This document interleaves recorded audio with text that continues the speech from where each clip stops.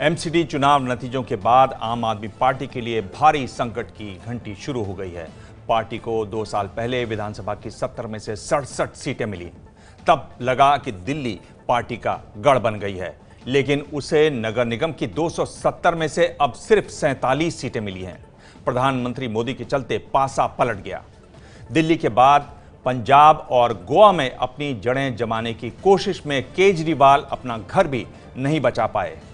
अब उनके और पार्टी की रणनीति के खिलाफ विरोध के स्वर भी पार्टी में सुनाई दे रहे हैं।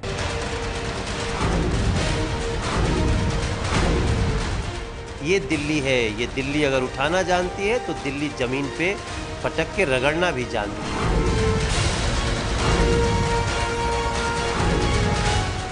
तो ये कथनी के मुताबिक करने नहीं रही, इसके कारण लोगों का विश्वास कम हो गया। केजरीवाल जिस दिल्ली को अपना किला समझते थे, उसमें भी सेंध लग गई। एमसीडी के चुनाव में आम आदमी पार्टी के 40 उम्मीदवारों की जमानत तक जब्त हो गई। 2 साल पहले दिल्ली में धमाकेदार जीत हासिल करने वाली पार्टी अब इस हालत में पहुंच गई है कि उसका राजनीतिक वजूद खतरे में पड़ता दिख रहा है। झांक कर भी देखने का दिन है, समझने का दिन है, क्यों 2 साल के बाद ऐसी स्थिति आई है। हमेशा आक्रामक तेवर में रहने वाले केजरीवाल को शायद इन नतीजों का अंदाजा पहले ही लग गया था।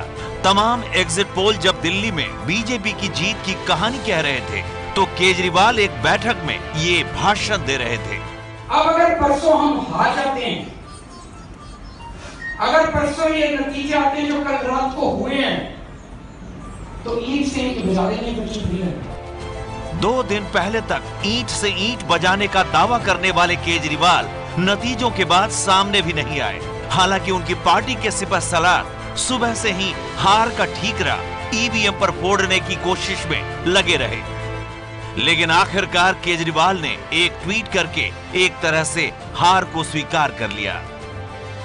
केजरीवाल ने लिखा कि तीनों नगर निगम में जीत पर बीजेपी को बधाई देता हूं। हमारी सरकार एमसीडी के साथ मिलकर काम करेगी। 2 साल पहले दिल्ली की जनता ने जब केजरीवाल को छप्पर फाड़कर सीटें दी थी, तो केजरीवाल ने वादा किया था कि वो अगले 5 साल तक दिल्ली के लिए काम करेंगे। लेकिन 2 साल में ही केजरीवाल की राजनीतिक महत्वाकांक्षा बढ़ती गई। दिल्ली के बाद पंजाब, गोवा और अब गुजरात में भी केजरीवाल को अपनी पार्टी के लिए उम्मीद नजर आने लगी। दिल्ली वाले इससे खुश नहीं थे।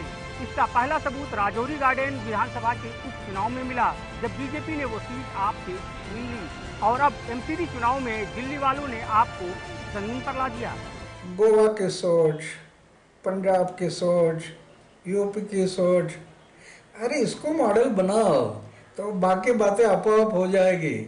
इतना जल्दी नहीं करना चाहिए, लेकिन वो जल्दी किया।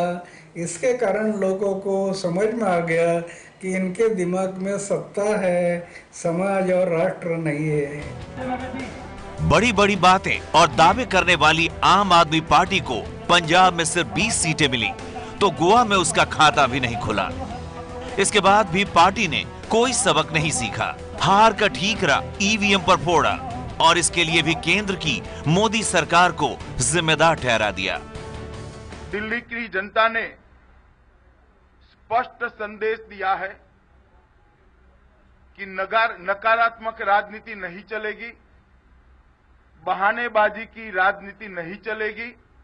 कबीरदास जी कहते हैं, कथनी मीठी खांड से करनी विष के लोए।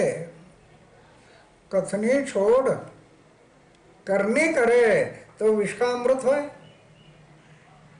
तो ये कथनी के मुताबिक करने नहीं रही, इसके कारण लोगों का विश्वास कम हो गया है। सवाल यह है कि अगर इसी तरह केजरीवाल लोगों का भरोसा खोते रहे, तो उनकी पार्टी का आगे क्या होगा। बहुत बड़ी चुनौती होगी और अगर वो बच जाएं या उनकी पार्टी बच जाए इस चुनाव के बाद, तो ये अपने आप में बहुत बड़ी उपलब्धि होगी, क्योंकि उनके काफ़ी सारे विधायक पहले ही अलग अलग तरह के आरोपों में घिरे हुए हैं। भाजपा के लोग भी जिस तेज़ी से कांग्रेस और आपके लोगों पर डोरे डाल रहे हैं, उनका अगला निशाना निश्चित रूप से दिल्ली में सरकार बनाने का है। एमसीडी में हार के बाद अब दिल्ली विधानसभा में भी केजरीवाल के लिए खतरे की घंटी बज रही है। इसकी वजह है उनके 21 विधायकों पर ऑफिस ऑफ प्रॉफिट का केस। माना जा रहा है कि लेफ्टिनेंट गवर्नर की मंजूरी के बगैर उनके 21 विधायकों को संसदीय सचिव बनाने के मामले में केजरीवाल सरकार को झटका लग सकता है। बीजेपी की कोशिश होगी कि उनकी सदस्यता रद्द हो और दिल्ली में बहुत जल्द बाई इलेक्शन हो, और अगर वो बाई इलेक्शन होते हैं तो हो सकता है कि आप इन 21 में से एक भी सीट नहीं जीते। ऐसी पोजीशन में उनकी दिल्ली की सरकार खतरे में पड़ सकती है। केजरीवाल के इस्तीफे की मांग अभी से ही शुरू हो गई है, वहीं पार्टी के अंदर से भी सवाल उठने लगे हैं। ऐसे में केजरीवाल के लिए अब न सिर्फ दिल्ली का किला बचाने की चुनौती है, बल्कि अपनी पार्टी को एकजुट रखना भी आसान नहीं होगा। दिल्ली से श्रेया बहुना और प्रतिमा मिश्रा के साथ जैनेंद्र की रिपोर्ट। ये है एबीपी न्यूज, आपको रखे आगे।